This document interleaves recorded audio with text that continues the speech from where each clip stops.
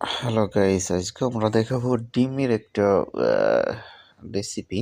এটা হচ্ছে ঢাকা অন্তর্গত এই ভাইয়াটা অনার্স মাস্টার শেষ করেও বসে না থেকে দেখেন সুন্দর একটা ডিমের রেসিপির স্টোর বা রেস্টুরেন্ট খুলছে, খুব জনপ্রিয়। দেখেন সুন্দর করে ডিম ভেঙে দিয়ে অনেক প্রকারের মশলা এবং সবজি দিয়ে আপনার ডিমগুলা সুন্দর করে তৈরি করছেন। ভাইয়াটা অনেক